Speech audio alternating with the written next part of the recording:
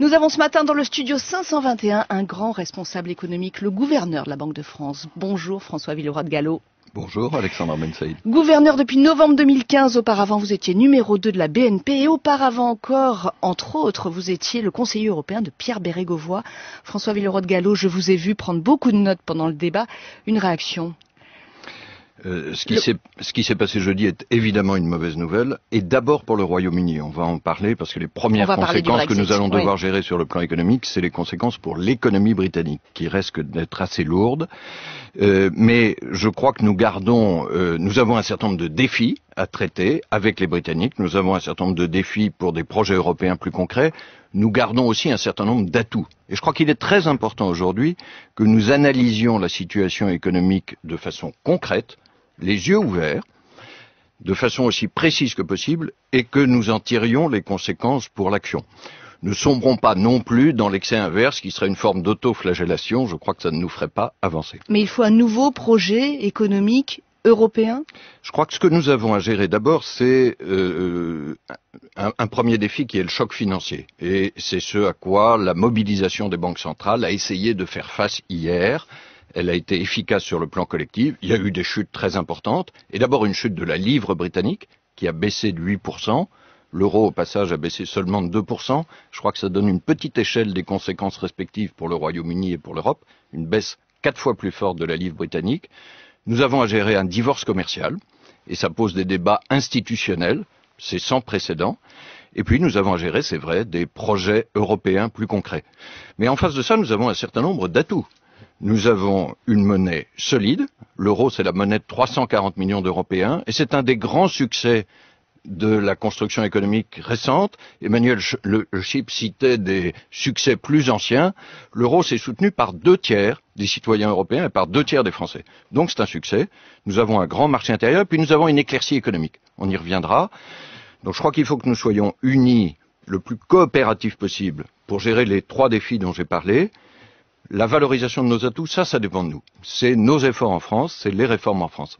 François Villeroy de Galhau, je vous écoute et ce que vous êtes en train de dire ce matin, en réaction au Brexit cette fois, c'est que nous ne sommes pas guettés, nous Européens, par une nouvelle crise.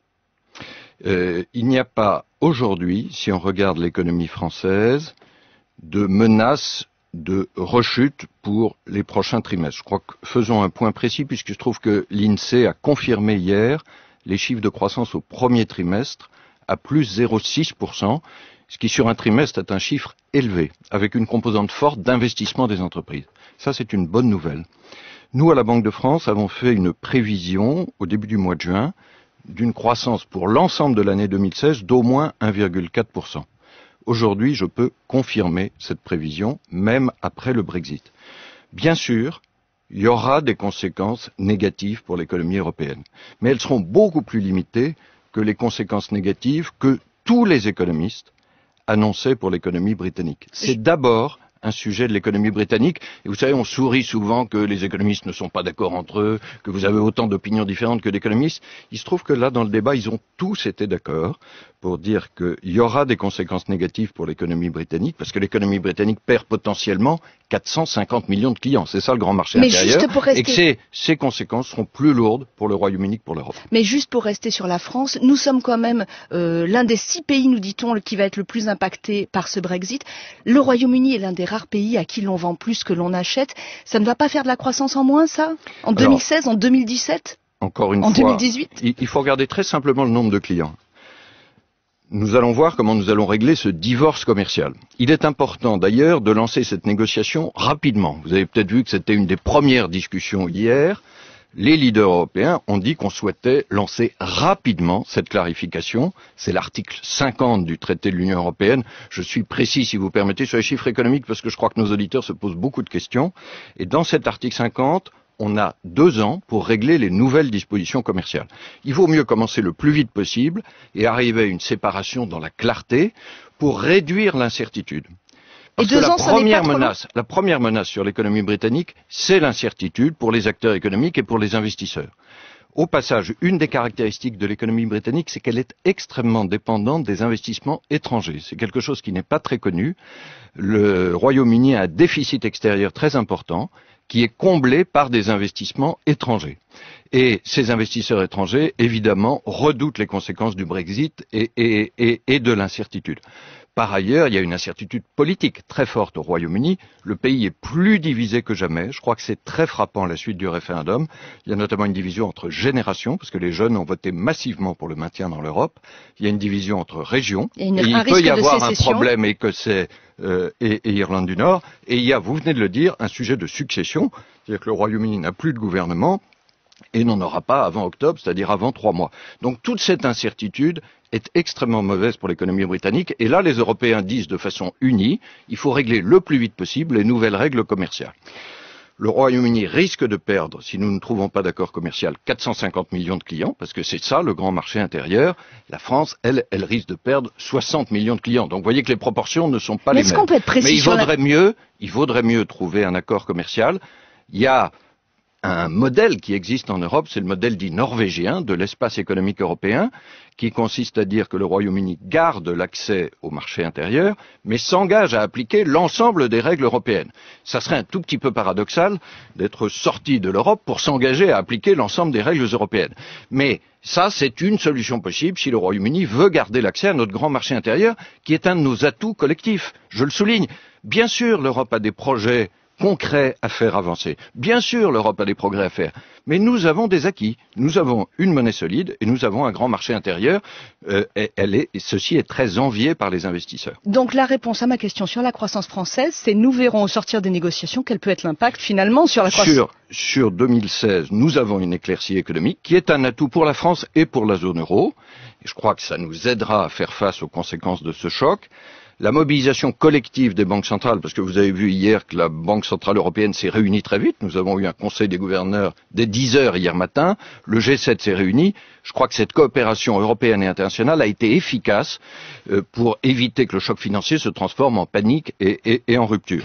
Ensuite, les conséquences économiques seront évidemment plus lourdes pour le Royaume-Uni.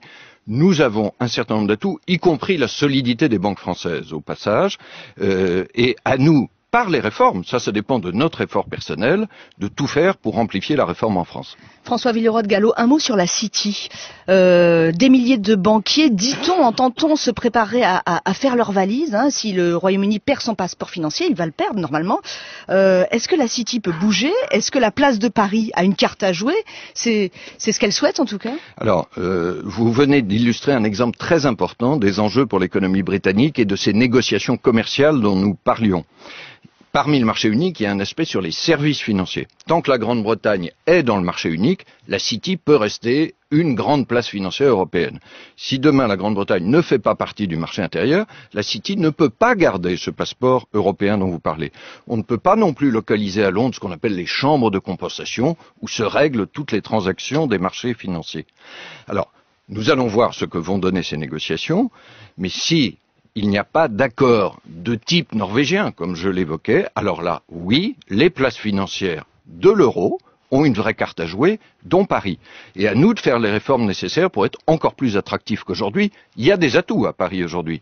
Il y a les banques et les assureurs français qui sont solides. Il y a une main-d'œuvre de très grande qualité. Et l'expertise des techniciens français de la finance est reconnue. Il y a des infrastructures de marché. Mais il faut sans doute que nous fassions encore des réformes plus grandes pour être très attractifs pour les investisseurs. Des règles fiscales, d'une fiscalité différente, plus light, comme le souhaitait. Il peut y avoir certains éléments sur la fiscalité si nous sommes exagérément pénalisants.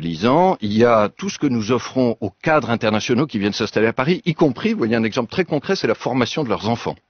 Et la qualité de nos systèmes éducatifs compte beaucoup. Il y a la qualité de la vie à Paris. Paris est une ville très, très attractive. Il peut y avoir certains éléments sur le marché du travail et les réformes en cours facilitent. Mais je crois à nous de jouer nos atouts sans complexe. Si vous voulez bien, mon message aujourd'hui, et il est sur le plan économique parce que c'est une responsabilité, nous Français, nous Européens, n'ayons pas de complexe à la suite de la décision du Brexit. Il y a eu un débat très difficile au Royaume-Uni, qui a beaucoup divisé la société, qui va d'abord avoir des conséquences sur l'économie britannique.